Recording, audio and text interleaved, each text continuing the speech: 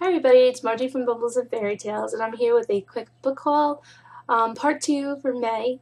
And I have a little assistant with me here today. Say hi, Sammy. Say hi. And he wouldn't nap for me, so I decided to just hold on to him for as long as I can. This video may be a little jumpy at times because I may have to put him down at a certain point for a nap. So I received quite a few books for review this month. I only bought one book for the second half of the month, but there's more to come soon anyway in the mail, so this should be a quick one.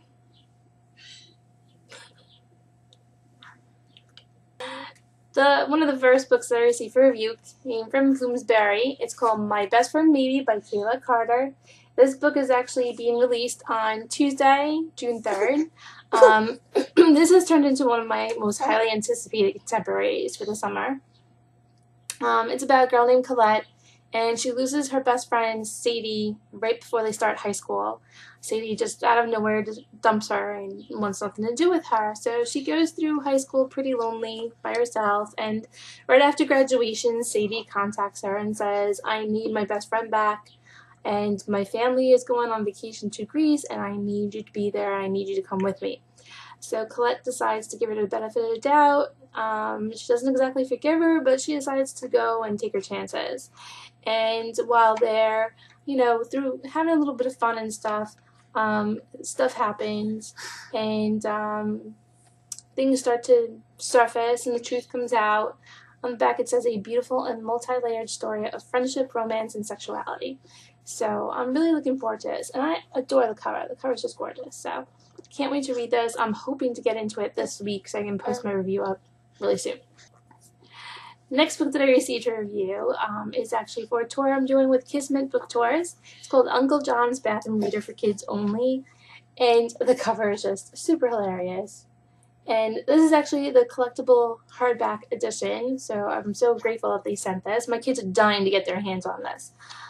It's so funny, it's so cute. It's just filled with a ton of facts that kids are going to just love. One of my favorite things about this book is that each page number is written on toilet paper roll, which is absolutely hilarious and cute. On the bottom in gray, there's even more facts. So you have a whole page of, whatever they're talking about. And on the bottom, there'll be like a one-word sentence, like 16,000 cheerleaders a year seek emergency room treatment for cheering injuries. So some of the facts are quite silly. There's quotes in here and jokes and quizzes, and it's just a lot of fun. So I need to get through this quick because I really want to know what my kids think of it too. Another middle grade book that I received came from Macmillan's imprint, Roaring Brook Press, and this book is by Elise Gravel. I've seen her work before. Her illustrations are so cute, so funny, so inspiring. My doodles look nothing like this. I wish I can doodle the way she does. But this one's called Jessie Elliott is a Big Chicken. And the title says it all. This book is about how this tween teen is a big chicken. She's afraid of a lot of different things. And this is pretty much her journal. About her friends, people she don't like, things that happen, things that she's afraid of, and it's all like journal entries with a lot of illustrations. I got this book and at lunchtime, right before I was about to sit down and eat, and it just called out to me, and I read it within a few minutes basically. It was so cute, really funny, really fun, really fast paced. It was, this is like one of my favorite middle grade books of this year. Really cute. So I highly recommend this. Also, my boys, who are 8 and 10 now, they read it too. They found it super funny. I was a little shocked because it is a book about a girl, and they usually just tend to stay away from any book that has to deal with girls. And they thought that she was so cool and that the illustrations were wonderful and fun. So I highly recommend this for anybody. I think adults would love her too. Another middle grade that I received from Macmillan is Pinocchio by Kate McMullen, illustrated by Pascal Lemaitre. And basically it's a graphic chapter book based on the classic story of Pinocchio. And the illustrations are really cute, and I'm really looking forward to seeing what he's done with the story. I also received a few picture books from Macmillan. The first is Little Elliott, Big City by Mike Corrado. And basically it's just a little elephant in the big city, and I believe there's a cupcake involved and that he makes a new friend. So that one sounds really cute. Another picture book is If You Were a Dog by Jamie A. Swinson, pictures by Chris Rushka.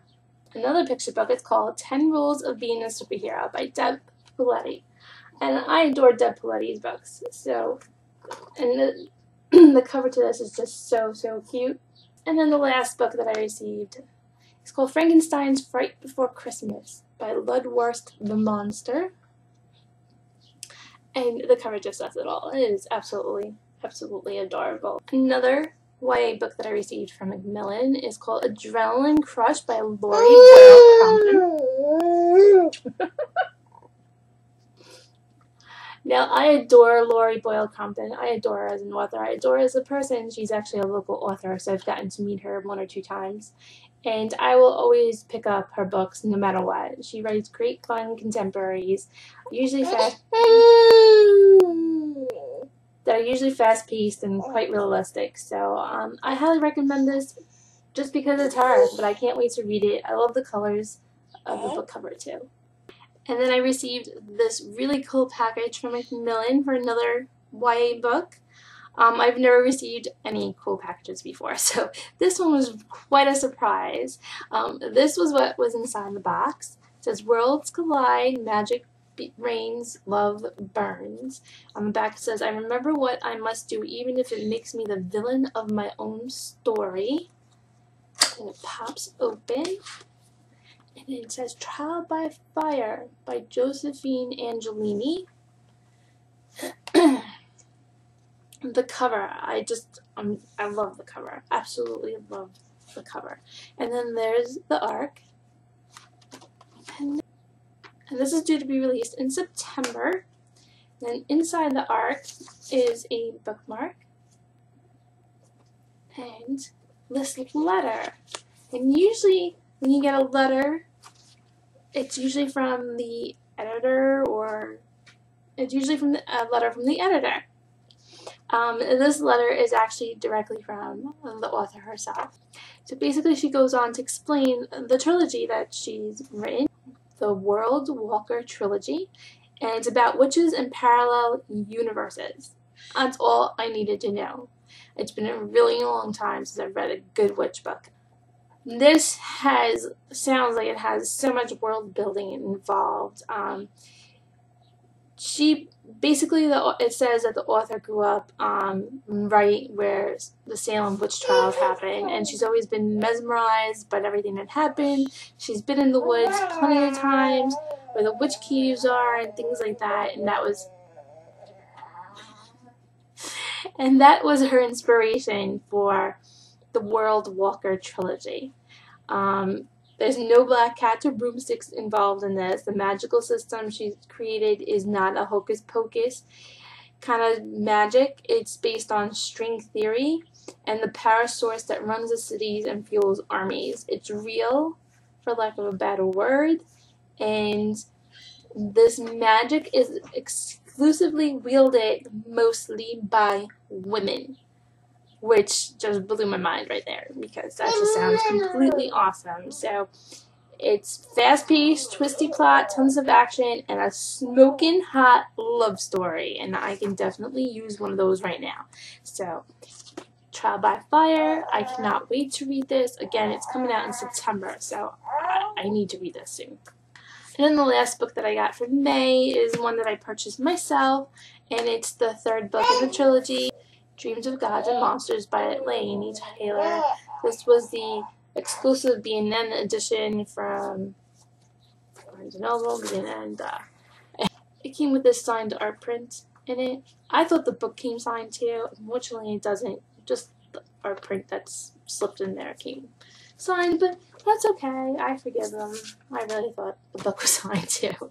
But now that I have the whole trilogy, I'm hoping to just binge read the whole thing because these books are massive. So I'm hoping to take some time either during some downtime in July, August when the kids are off from school and we're not on a tight schedule anymore, and just be able to knock the whole trilogy out in like a 1-2 week period of time.